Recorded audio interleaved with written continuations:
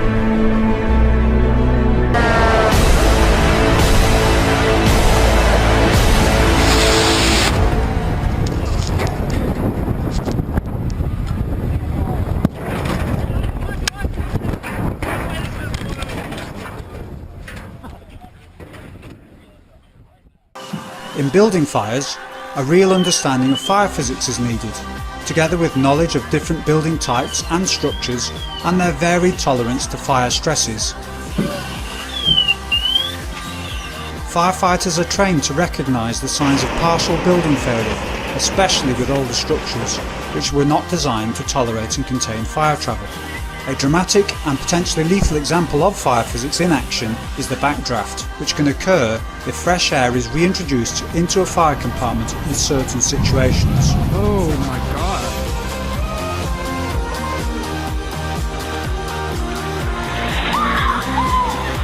There is one particular type of incident where this knowledge is of paramount importance.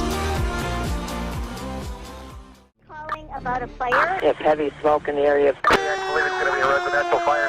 Be advised, we have heavy flames showing. 25 Street A with all firefighter injured. Given their capacity for exponential growth, high-rise fires present one of the greatest challenges to firefighters today, due to limited access from outside by ladders and the ease with which occupants and rescuers can become trapped. Fires in these structures pose a profound threat to life and property.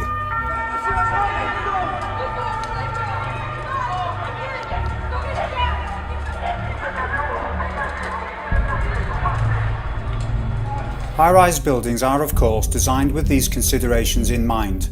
They are therefore built to contain fire, protect exit routes and employ architectural fire protection measures to prevent structural fire damage.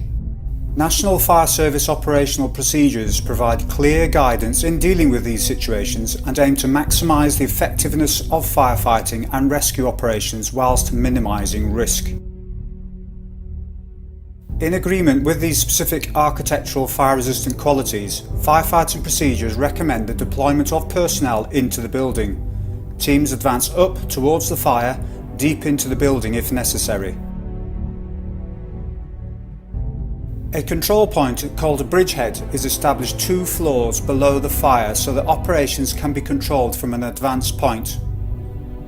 This allows the setup of entry control points, so firefighters going to fight fires and carry out rescues can be recorded, and crucially, have their breathing apparatus checked so it's clear how much time they can spend in a dangerous, smoke-filled area. The amount of time each firefighter can spend fighting the fire is limited by the amount of air available, so any minutes spent climbing up into a building with equipment is precious firefighting time wasted. Firefighters enter these situations confidently for good reasons.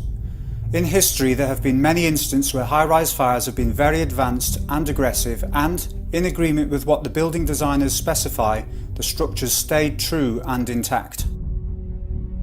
According to a 2011 US National Fire Protection Association report, there are on average 110 high-rise fires per year in the US alone. Between 2005 and 2009, there were 550 high-rise fires. Some of the most notable in history include the Joelma building, Sao Paulo, Brazil, 1974. Sparked by an electrical fire, this residential building burned for several hours. The underlying structure was not weakened, in fact it's still in use today. The MGM Grand, which is now Bally's in Las Vegas, caught fire in 1980, killing 85 people. It's had a few facelifts and ownership changes, but the structure underneath was never compromised. It's still in use today. Los Angeles, 1988, what was then called the First Interstate Bank building burned for 3.5 hours. No structural failure at all. In fact, an insurance company moved in and today it's known as the Aon Center. In 2004, the Parque Central, Caracas, Venezuela, the country's tallest building burned for 17 hours. The facade was repaired and it is still in use today. Philadelphia, Pennsylvania, One Meridian Plaza, 1991, burned for 18 hours, it was refurbished. Beijing, China, the Mandarin Oriental Hotel burned for 6 hours in 2009, it stood.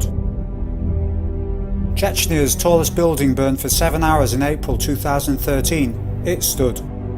Dubai, Moscow, Zurich and many others showed the same results.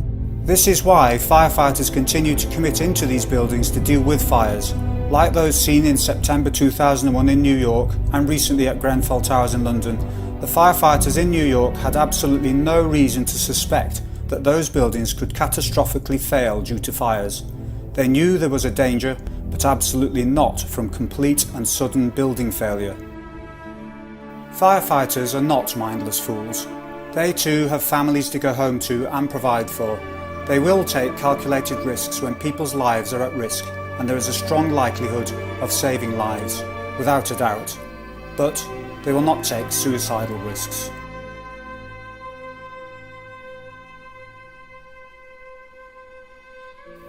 Before looking into one particular high-rise fire, which is not commonly known about, and even less well understood, we need to digress slightly and establish an honest foundation and starting point.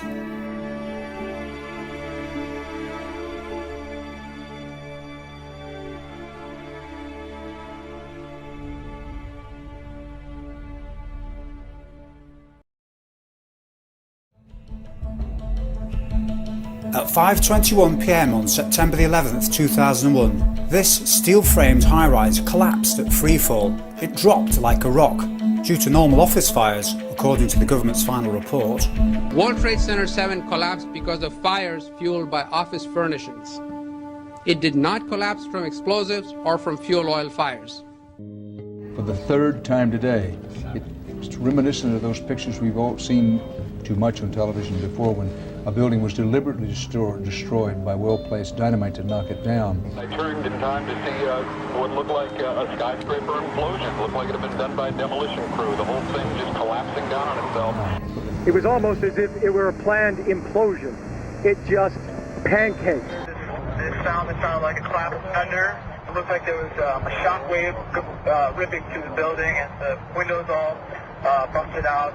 About a second later, the bottom floor caves out. The building followed after that. For a large building 100 metres side to side to fall with a level roofline at freefall, straight down through its own structure, the entire building's structural integrity must have been removed simultaneously and instantaneously. Even a small amount of resistance would have been measurable as reduced downward acceleration.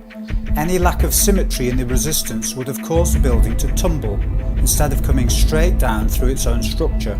Any breaking, bending, crushing or pulverizing of the building's components would create resistance and in turn prevent all the gravitational potential energy of the building from being converted completely into kinetic energy and therefore in turn inhibit the freefall. This is high school physics. A building cannot do free fall with 40,000 tons of structural steel in its structural system. This is rather incredible. You cannot have a building falling at free fall, which means not one of those columns gave any resistance. The building we are discussing is, of course, the Solomon Brothers building in downtown Manhattan, also known as World Trade Center 7 or just Building 7.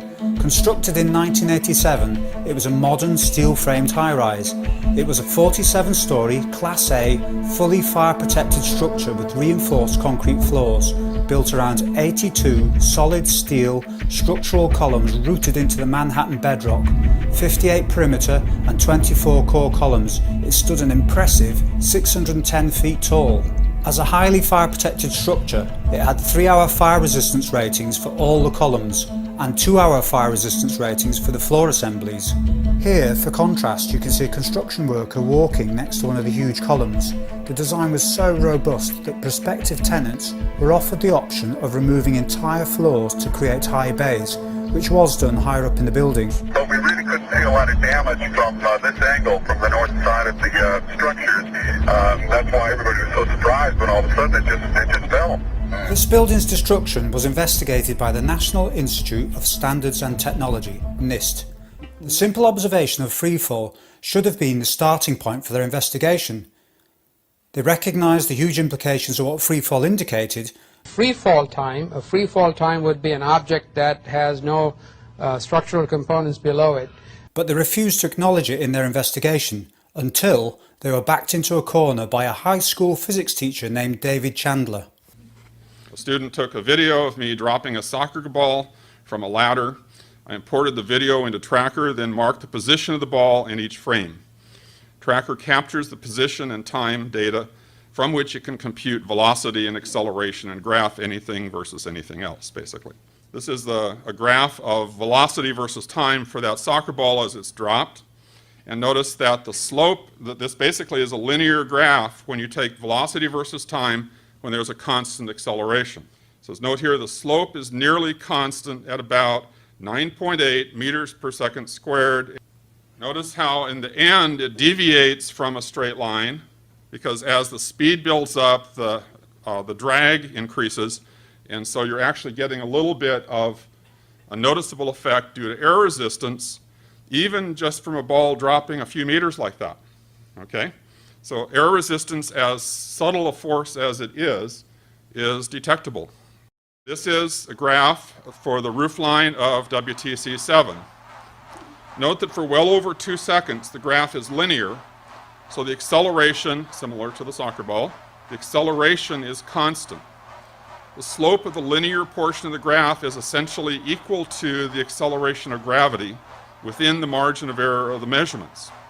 In other words, for this building, even though it is falling straight down through its own supporting structure, free fall actually happened. Notice also that there's a sharp onset of free fall. The building is holding steady, then it simply lets go. In the approximately 2.5 seconds of free fall, it falls over 100 feet, the equivalent of about 8 stories. Free fall is motion under the influence of gravity alone. All resistance must be removed. Some people argue that the resistance in the case of WTC 7 was not significant because the falling mass was so great. It's true the falling mass was great, but the strength of the supporting structure was even greater. The structure was built to support 3 to 5 times the actual load. When it does eventually engage the structure, the rate of acceleration slows, then actually decelerates. Amazingly, someone at NIST added a nice straight red regression line through their stage 2 data. They even gave the equation of the line. It shows that the slope is exactly equal to the acceleration of gravity. So that red line is a flat out absolute admission of they're even closer to the acceleration of gravity than my measurement. They were right smack on the money. They're on that number for this accepted as acceleration of gravity in feet units, okay, 32. The red line on this graph means that NIST acknowledges WT7 came down without resistance and without doing any work for over 100 feet. It means all support for 8 stories was suddenly removed by something other than the falling mass.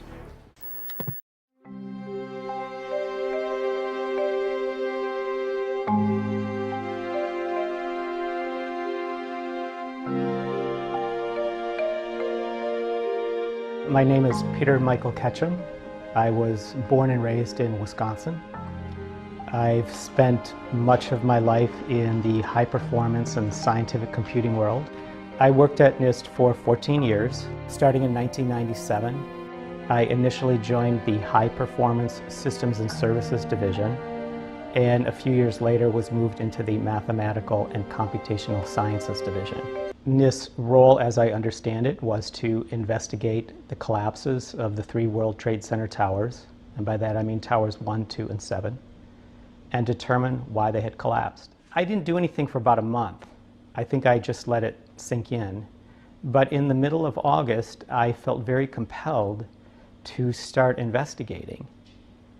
And in a very short amount of time, it became clear to me that NIST's investigation of the collapse of the World Trade Centers was not a sincere and genuine study. And I quickly became furious. First, I was furious with myself. I couldn't believe that I had not noticed this before. How could I have not noticed this for the last 15 years? What is special about Building 7, and I think why it has gotten as much attention as it has, is because it wasn't hit by a plane. So that cannot be used as a reason for why the building collapsed. Now, it did have some fires. They weren't terribly notable fires. They were rather modest, in my opinion. And to complicate matters even more, there was an obvious foreknowledge on the part of some people that seemed to know that this building was going to come down. That building right there, the brown building, the tall one, is number 7 World Trade Center. I've heard several reports from several different officers now that that is the building that is going to go down next. In fact, one officer told me they're just waiting for that to come down at this point. The building is about to blow up. Moving back. Rescue workers pushed people away from the scene. We are walking back. There's a building about to blow up. Now, all these stories are not compatible. You cannot have a heavily built steel frame high-rise collapse due to modest fires. If that were the case, it would be extremely unusual for that to happen. So unusual that you could not possibly predict when or if it was going to happen. At the same time, you have people more or less waiting for it to come down, and in some cases they had reported it had collapsed before it actually did. We are getting information now that one of the other buildings, Building 7 in the World Trade Center complex, is on fire and has either collapsed or is collapsing. We've got some news just coming in, actually, that the Salomon Brothers building in New York, right in the heart of Manhattan, has also collapsed. There were very few people in the Salomon building when it collapsed. I mean, there were, I suppose, fears of possible further collapses around the area. That's what you would hope, because this whole downtown area behind me has been completely sealed off and evacuated, apart from the emergency workers. That was done by the mayor, Rudy Giuliani. The point is, that building is heavily built. There would be no reason to expect it to come down. Can you confirm it was number 7 that just went in? Yes, sir. And you guys knew this was coming all day? We had heard reports that the building was unstable and that it eventually would either come down on its own or it would be taken down. As scientists, the staff at NIST will be more than well aware of the scientific investigation principle of Occam's razor, a principle of economy. It encourages the inquirer to avoid overcomplicating an investigation, to look for the most logical answer to a problem based upon accepted and tested laws of nature and science. In other words, a simple hypothesis is generally better than a complex one. Hypotheses should not be multiplied without necessity, and in other words, the simplest explanation is always to be preferred, unless further evidence forces its abandonment. An honest investigation should always start by looking at the observed event or data, then follow the evidence wherever it leads. So why did NIST, ignoring the scientifically accepted principle of Occam's razor and the obvious observation of the building's freefall, begin their investigation with such a complex and unprecedented hypothesis involving fire? Their proposal read, the challenge was to determine if a fire-induced floor system failure could occur in WTC 7 under an ordinary building contents fire. NIST put forward a model for the collapse of Building 7 that appears to me that they were grabbing at straws. Our study has identified thermal expansion as a new phenomenon that can cause the collapse of a structure. For the first time, we have shown that fire can induce a progressive collapse. Now, when I was a kid, and many people today are probably too young for this, but there was a cartoonist called Rube Goldberg. He drew cartoons of these machines that did a very simple thing in an incredibly complex way. And it was meant to be humorous. How does this door opener-upper really work? You see, waiter places cat B on pile of dirty dishes A. Now cat B sees mouse C. Of course, this is a stuffed mouse because he must be used for the next waiter. It was meant to spoof the aspect of human nature that sometimes makes things far more complicated than they need to be. And these were called Rube Goldberg machines or Rube Goldberg devices. And sets off bomb G, opening door H very gently. The explanation that is given by NIST for the collapse of Building 7 sounds like a Rube Goldberg device. You could have beams that are here that are restrained from expanding, prevented from expanding because of this column here, for example, and that can buckle. And you see an example of a buckled beam right here. One column slides off of its seat on a few particular floors, and within a matter of moments, there is some chain reaction, like a set of dominoes, that brings the building entirely down. It is possible that you could have a local failure as a result of a connection failing. But the likelihood of that failure dragging the entire building in such a fashion that all the columns would fail at the same time is an impossibility. Impossibility? Yes. And you can see on the screen the column at the very right is column 79. And that's the column that first buckles, causing the floors to come down, followed by a quick succession of failures of adjoining columns. Steel frame buildings don't do that. That doesn't happen. Here's our structural model showing the building collapsing, which matches quite well with the video of the event.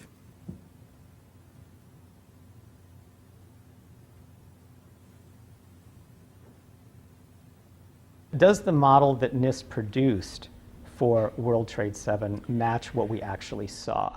No. The complex and expensive NIST computerized theory and animated model of collapse clearly conflicts with the observed reality.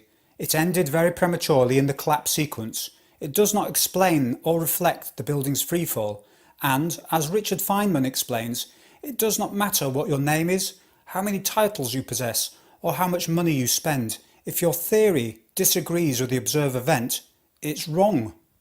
Now I'm going to discuss how we would look for a new law.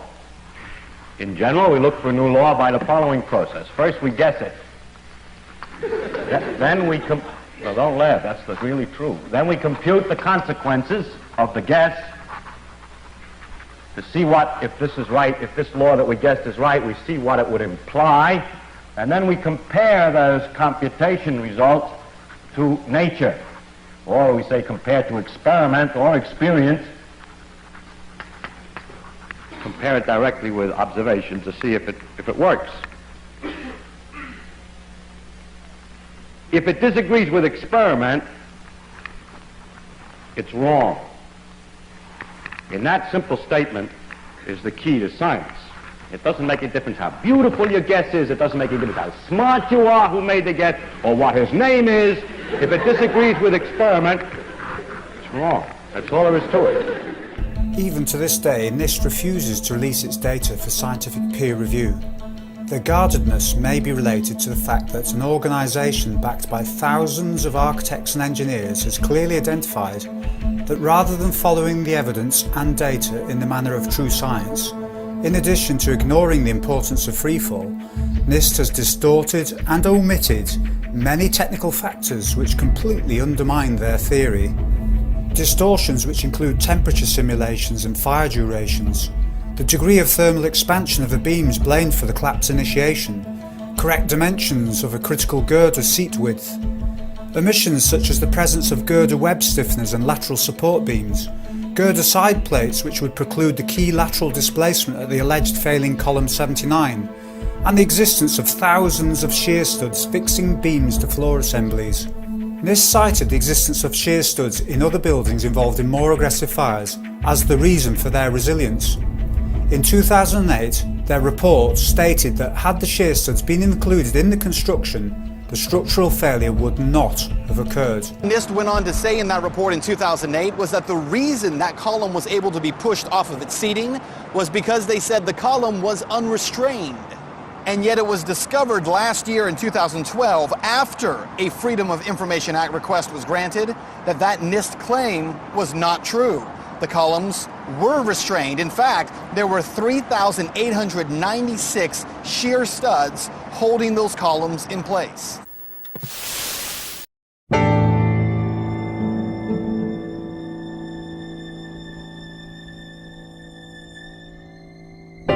My name is Leroy Halsey. I'm a forensic engineer and a professor at the University of Alaska Fairbanks. Steel is a very fire-resistant material. When a structure fails, my job is to figure out why. Over the next year, with a team of PhD students, I will be rebuilding World Trade Center Building 7. How does floor 13 respond with respect to 12? Using the same drawings that were used to build it originally, we will reconstruct it virtually. Our goal is to figure out why it collapsed late in the afternoon on September 11, 2001, even though it was not hit by an airplane. The investigation conducted by the National Institute of Standards and Technology concluded what we found was that uncontrolled building fires caused an extraordinary event. The collapse of World Trade Center 7 was primarily due to fires. Our investigation will evaluate the probability that this was the cause of the collapse. We are making this study open and transparent. Whether you are a physicist, engineer, architect, fire expert, or specialist in another field, or just an ordinary citizen, we want your participation. We are making all of our data available online. Every aspect of our process regarding the modeling will be shared. And we will be giving regular updates from the lab as we continue our work.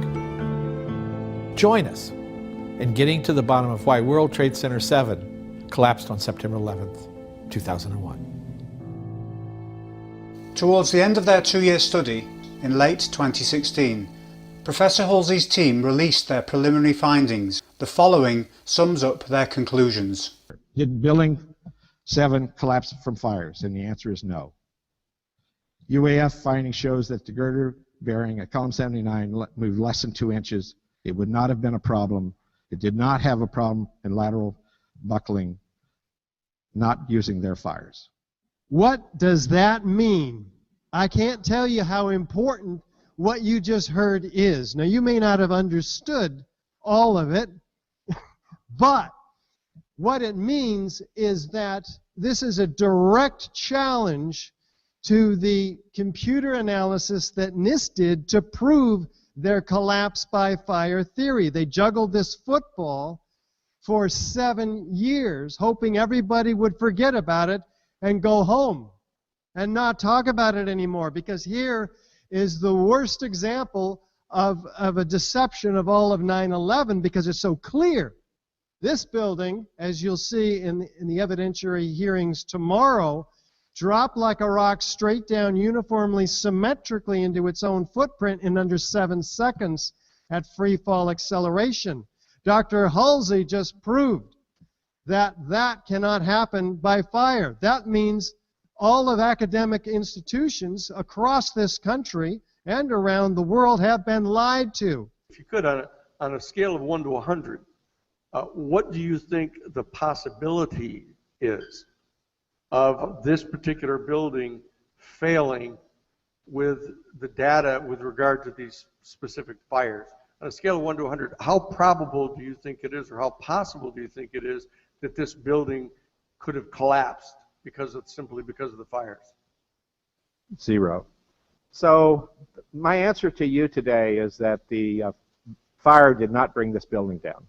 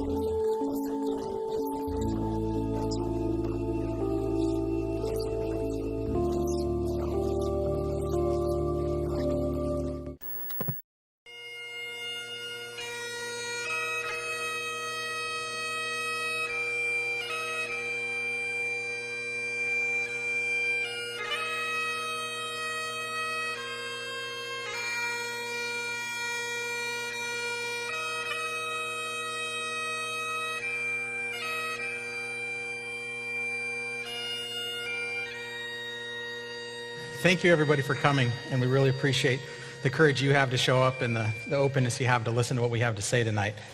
And I'm just going to start by telling a little bit about my story and how I came to change my views on this completely. When anyone would talk about it, I couldn't listen. I just didn't want to hear it. I didn't want to consider it. And my lieutenant for years had told me that it looked like, something didn't add up. And I just told him he was crazy. He should leave the country. I was very patriotic, and I just thought, if you believe that anyone could be responsible for this, you shouldn't be here. It was a friend of mine from the military that actually opened my eyes to something else. And one thing led to another, and I kept looking. 9/11 kept coming up. And because it wasn't being shoved down my throat, I decided to look into it a little bit more. And when I did, I knew there was a lot of conspiracy theories out there and a lot of crazy conspiracy theories, and I decided to do my own research. And so I went to the Zacharias Moussaoui exhibit trials. This is the U.S. government's evidence on 9/11, basically. And I wanted to see what they had. I was kind of shocked. I wanted to know, how did they identify the terrorists so quickly? How were they so sure? And so as I started looking, this is what I found, and this is the main evidence that they had. This was found after the plane crash. This was found the next day. So you can see they found bandanas, papers, more passports. You can see these passports. They're pretty well intact. I've been to a lot of fires, and if out in a room that's not on fire, we'll find this kind of stuff. But the thing that stuck out to me, and someone else had pointed out, was, well, wait a second. Those passports, those IDs, they were inside either pockets or luggage or inside that plane. Then that plane hit those towers or went into the field or went into the Pentagon, and then they blew up. There were big fireballs we all saw, and then they were found actually on top of the pile. So that stuff started not adding up for me. I was like, well, wait a second, how'd they find it the next day? It should have been either on the ground or burned up or buried in the rubble. That led to Colonel Nelson.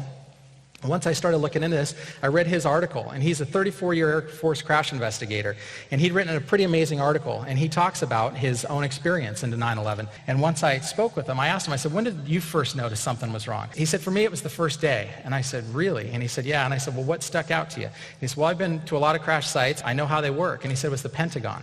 And he said, when I looked at the Pentagon, and here's some pictures of it, He said, what I saw the first day was people picking up debris, and they were removing it as quickly as possible. He said, every crash I've ever been to, it's the MP's job to secure that area, flag it, tag it, take pictures. Nobody touches anything until after the investigators are there. Well, they were cleaning it up before any investigation. He said by day 3, he knew something was wrong. So that really made me start thinking more. And the more I looked into it, the 9/11 Commission themselves, I found out, they doubt their own investigation. And so many people in America believe the 9/11 Commission. That's the people who believe the official story, they still swear by it. Well, I found out the investigators themselves don't. So there are all kinds of reasons. We thought we were set up to fail. We got started late. We had a very short time frame. Indeed, we had to get it extended. We did not have enough money. They were afraid we were going to hang somebody, that we would point the finger. Lee and I write in our book that we think the commission in many ways was set up to fail because we had not enough money, we didn't have enough time, we'd been appointed by the most partisan people in Washington. 9/11 was the greatest loss of life and property damage in U.S. fire history. This should have been the most protected, preserved, over-tested, and thorough investigation of a crime scene in world history. Sadly, it was not. What was it? Well, we know from their own admission, the majority of the evidence was destroyed. Like Richard said, 22 years of experience, I've seen a lot of crime scenes. I've never seen anything like this in my life.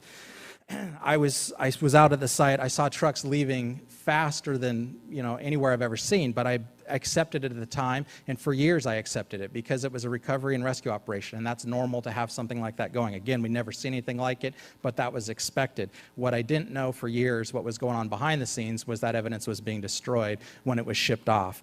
On the day of 9/11, while the remains of the Twin Towers and World Trade Center 7 were still smoldering, one of Mayor Giuliani's first concerns was clearing away the evidence from the crime scene. We were able to move 120 dump trucks out of the city last night, which will give you a sense of the work that was done overnight. It's wild out here. They just keep coming. Look. It doesn't stop. There's more. I keep thinking it's at the end, and it's not. Despite reassurances that the rapid removal of the evidence from Ground Zero was important for emergency access, this process went far beyond merely clearing a path for rescue workers. As Eric Lawyer, founder of Firefighters for 9/11 Truth, points out, the massive operation to haul away over 1.5 million tons of debris and to sell much of the steel to Chinese firm Baosteel at discount prices was not just an overzealous approach to clearing the area, but was itself a crime. By their own admission, Tower 7 investigation, this investigation of Tower 7 had no physical evidence. How do you investigate a crime when you've destroyed all the evidence? It doesn't make sense. They also admit that they refused to test the explosives or to test for explosives or residue of thermite. Now, this is what I'm going to go into here just real quickly, is there are national standards for an investigation. That's what all of us are asking for, an investigation that follows national standards and holds people accountable. This manual right here, just so you can see it, is what we'd call the kind of the Fire Investigation 101. This is the most basic fire investigation manual there. This is for the 2001 edition. This is what should have been referred to, at least. It doesn't have to be followed exactly, but it should have been used as a guideline for the investigation. I'm just going to cover a few of the things that are in here. So NIST violated, and the initial investigators that did not protect the scene violated the most basic of the guidelines. And I'm going to cover 5 of them here. One is the NFPA 9.3.6. It covers spoliation of evidence. Specifically what it reads is once evidence has been removed from the scene, it should be maintained and not destroyed or altered until the investigation is complete. The steel was melted down prior to the investigation. We know that from their own admission. This is no conspiracy theory stuff. 19.2.4, exotic accelerants. If on the scene you find melted steel or concrete, you should consider the use of exotic accelerants. And they specifically say in the manual, thermite mixtures produce exceedingly hot fires that can account for melted steel and concrete. That also says they leave residues that can be tested for visually and chemically identifiable. FEMA described samples of steel that had been thinned to razor sharpness. In some cases, there were inexplicable holes in the steel. The fire engineering professors who found the samples could not come up with an explanation for it. They also could not explain the sulfidation of the steel. That is, steel had been chemically changed at the microstructural level in ways that indicated a chemical eutectic mixture had been achieved between sulfur, iron, and oxygen, causing steel to melt. Again, they did not test for it. And just put it in perspective, on a routine house fire, if we suspect even the slightest use of an accelerant, we're going to test for it when there's no fatalities, when there's very little property damage. So to not do it on this, there is absolutely no excuse. I can't drive that point home enough. 18.15 is analyze fuel source. All available fuel sources should be considered and eliminated until one fuel can be identified as meeting all the physical damage criteria. For example, if you find pulverized concrete, which we all know there was in all 3 buildings, there was pulverized concrete, the only fuels that can create seeded explosions should be considered. So they shouldn't be considering fires. They shouldn't be doing that. It doesn't account for pulverized concrete. They should only be considering exotic accelerants and explosives. 19.4.8.2.6, extremism. The terrorist may include fire as but one of a variety of weapons along with explosives used in furthering his or her goal. We know they used them in '93. Why would we not test for them now? There was reports that day, multiple reports, which I'll get into here in a second. So they could have put them in the basement. How do we know that unless we test for it? I mean, even if it is the terrorists that they claim they are, we need to test this. We did not find any evidence that explosives were used in the collapse of Building 7. We ran down detailed computer simulations of blast scenarios. This size blast would have produced an incredibly loud sound that was not recorded on videos of the collapse nor reported by witnesses. You want to call your mother or something? You gotta get back. You know that. You gotta get back. All right. I know. Keep your eye on that building as we coming down. We made it at least 2 blocks, and we started running. Floor by floor, it started popping out. It was if they had detonated. Yeah, if they were planned to take down a building. Boom, boom, boom, boom, boom, boom, boom. 14.3, preservation of the fire scene and physical evidence. We find the following. The cause of a fire explosion is not known until near the end of the investigation. The entire fire scene should be considered physical evidence and should be protected and preserved. It's just over and over. There's so many. You can go to our website, the Firefighters for 9/11 Truth. We have many more of these actual chapters that cover what they should have done that they did not do. So now, by their own admission, in all 3 building collapses, NIST refused to physically test, like Dr. Stephen Jones did, for explosives. This is just unbelievable. And here are their excuses, and I quote, "It is unlikely that 100 pounds of thermite or more could have been carried into World Trade Center 7 and placed around columns without being detected, either prior to September 11th or during that day." So again, I've been on a lot of fire scenes, and I've seen a lot of investigations, and why would we not test because something's hard to do? That's the exact reason you need to investigate it. If that was hard to do, we need to find out how they did it.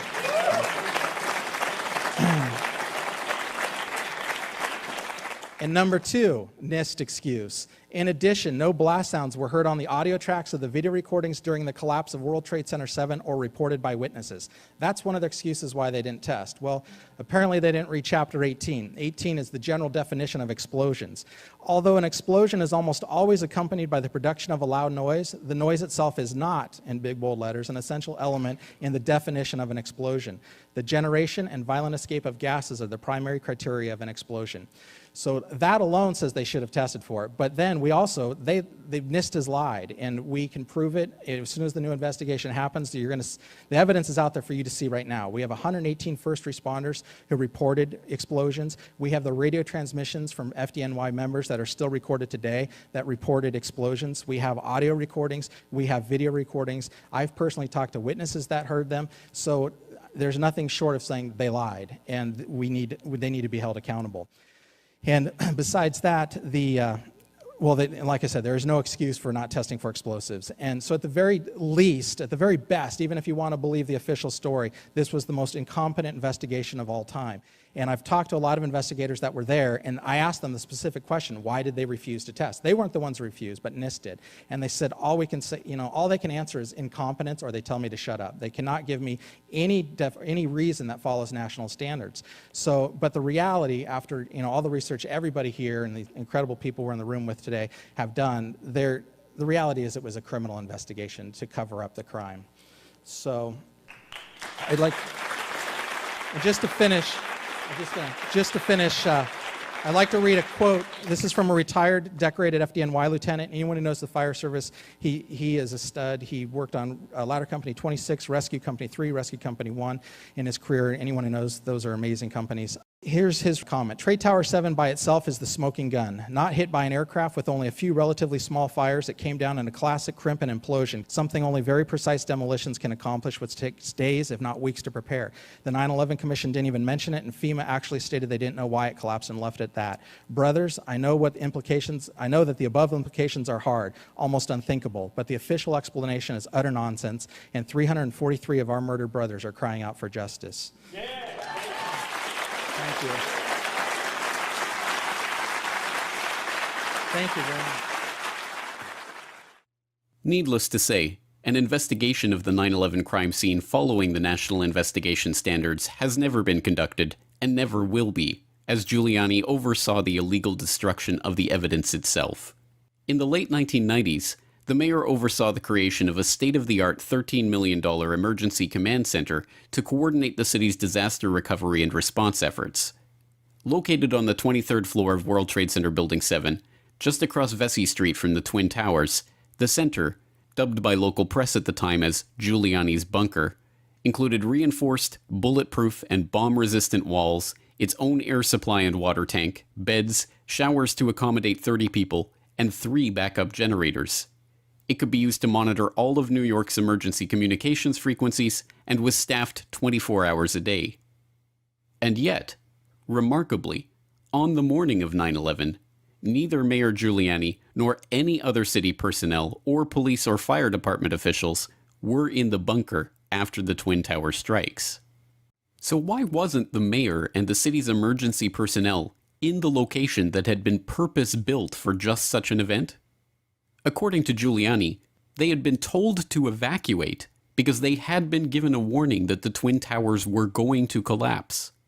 A warning that was evidently not passed on to any of the emergency personnel that were still working in the buildings. I went down to the scene and we set up headquarters at 75 Barclay Street, which was right there with the police commissioner, the fire commissioner, the head of emergency management, and we were operating out of there when we were told that the World Trade Center was going to collapse. And it did collapse before we could actually get out of the building, so we were trapped in the building for 10-15 minutes and finally found an exit and got out, walked north, and took a lot of people with us. Giuliani, in his own words, has admitted that he was warned that the World Trade Center was going to collapse. This despite the fact that there was no possible way for this to be predicted in the first hour of the unfolding disaster.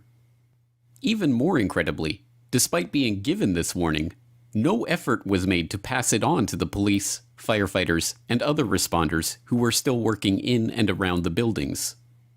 It is no wonder, then, that the fire department of New York so passionately detests Giuliani for his actions in disgracing their fallen brothers and covering up the 9/11 crime. Rudy Giuliani has used the horrible events of September 11, 2001 to create a carefully crafted persona. But the fact is, what Rudy portrays is not a full picture of the decisions made that led, in our view, to the unnecessary deaths of our FDNY members and the attempt to stop the dignified recovery of those lost. I'm Leanne McAdoo with Infowars.com, reporting here from Times Square. I am standing next to Rudy Dent. He's a 32-year veteran of the New York City Fire Department. He's worked as well with the New York City Police Department.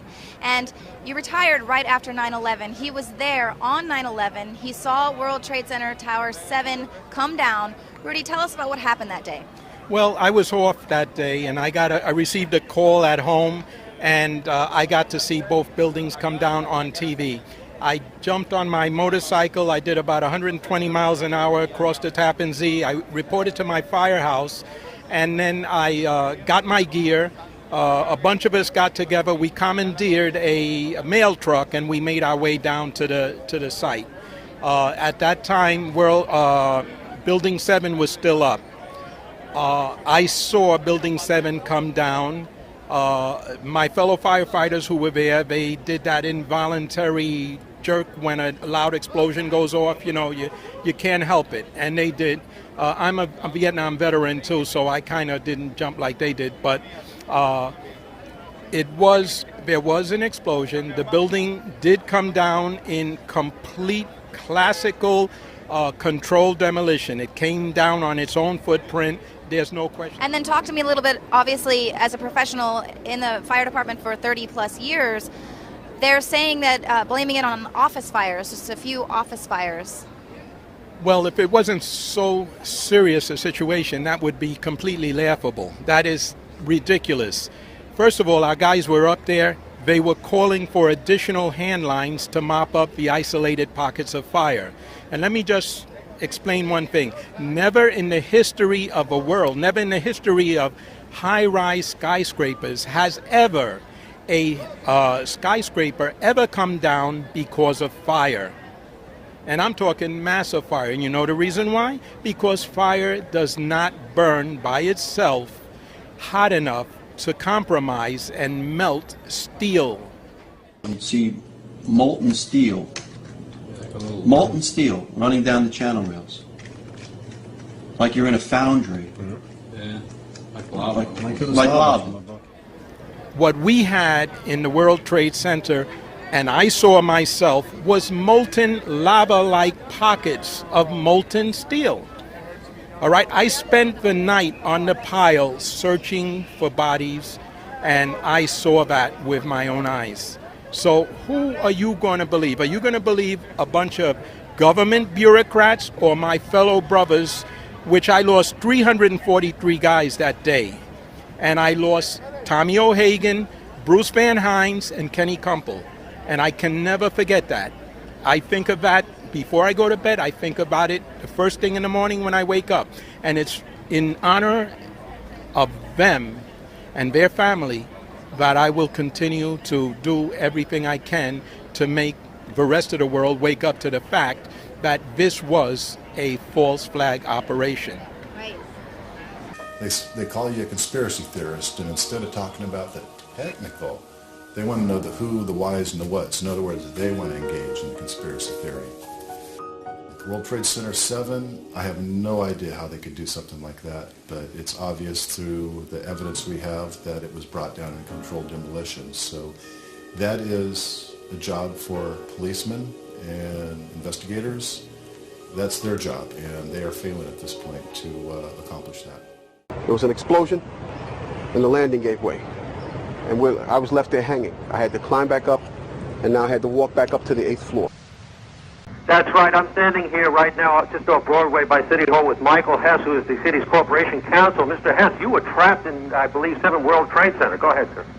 Yes, I was. I was up in the emergency management center on the 23rd floor, and when all the power went out in the building, another gentleman and I walked down to the 8th floor where there was an explosion, and we've been trapped on the 8th floor with smoke, thick smoke all around us for about an hour and a half. But the New York Fire Department, as terrific as they are, just came and got us out. Zie je vanaf boven gaan? Nee, je gaat vanaf onder. Die gaat vanaf onder, ja. Toch? Ja. Ze hebben gewoon kolommen weggeblazen. Er is nagesprongen. Dit valt anders dan het World Trade Center. Vind je niet dan? Ja, je ziet het, de onderste verdiepingen gaan eerst. Ja, en de rest zakt er gewoon in. Dus dit is controlled demolition. Zeker weten? Zeker weten. Er is nagesprongen. Dit is in opdracht gebeurd. Dit heeft een team gedaan van experts. Maar dit is ook op 11 september gebeurd. Dezelfde dag? Dezelfde dag. Dezelfde dag? Weet je dat zeker? Ja.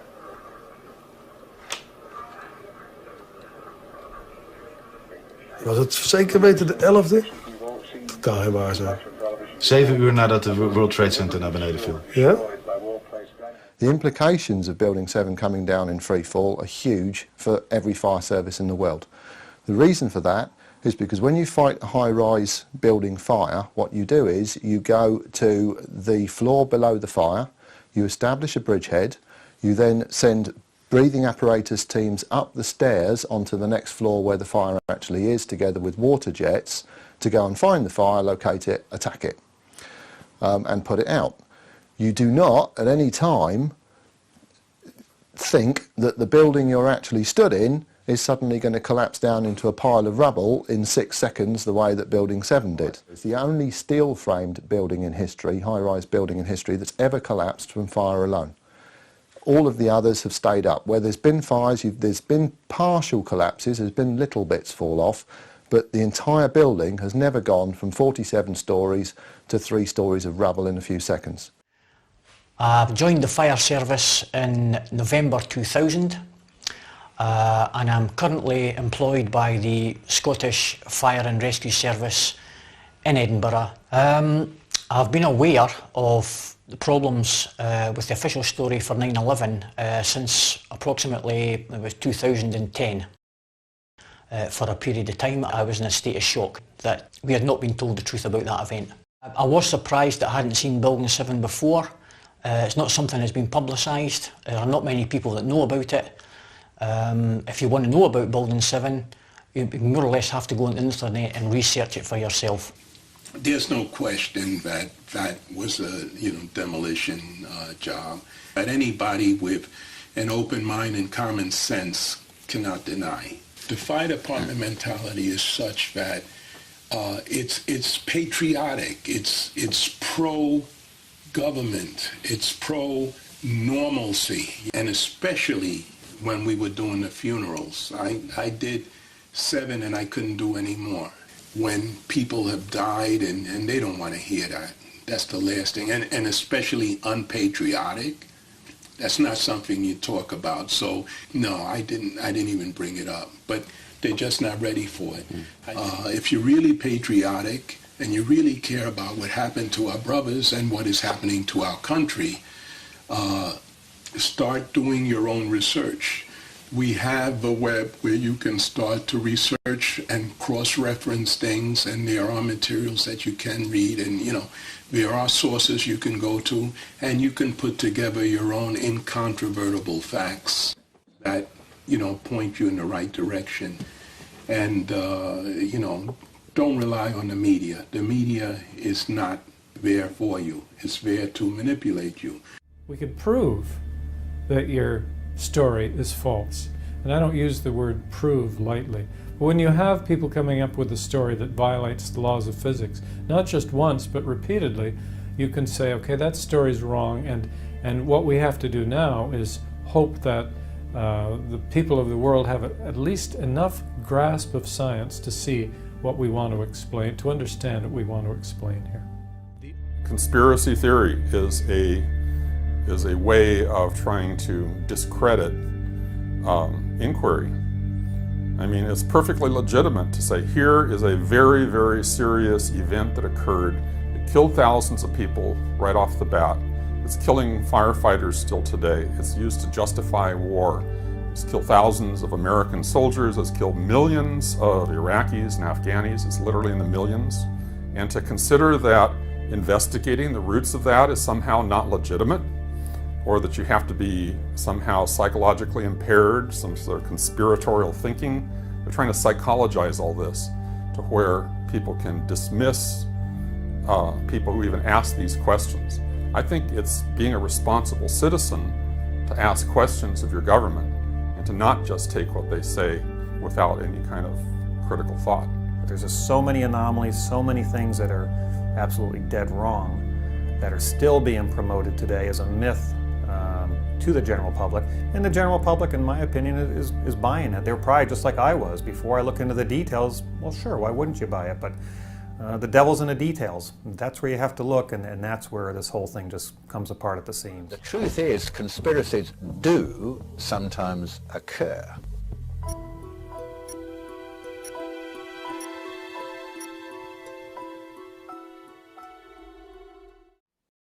The first hijack occurred latest about 8:20 a.m. For the next hour and 40 minutes, no aircraft was put into the air, even though there was at the U.S. Andrews Air Force Base, 10 miles from Washington, D.C., a flight of F-16, a whole squadron of top-level fighters.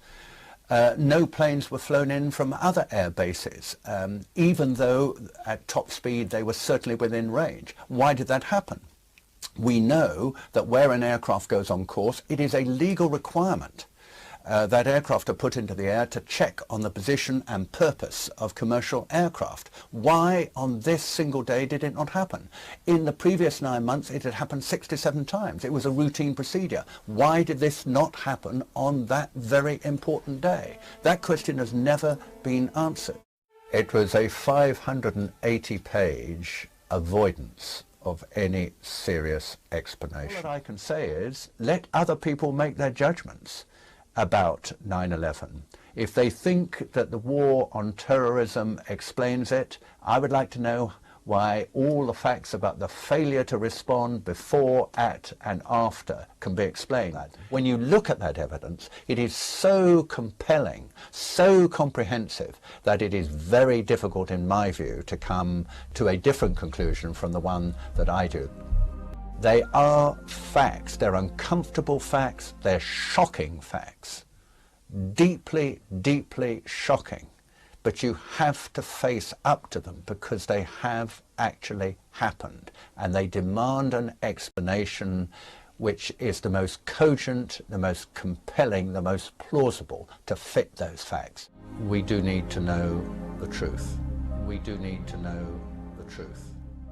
Later on, as I researched and integrated more of the information, I also had to come to terms with the very uncomfortable feeling of being a dupe, of being a sucker, of believing what the government told me without checking it out for myself first.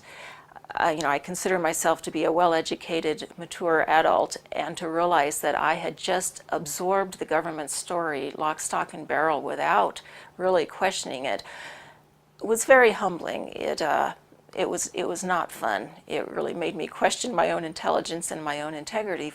One thing I know as a person with a degree in psychology is that psychological terms can be used to hurt people as well as to help people.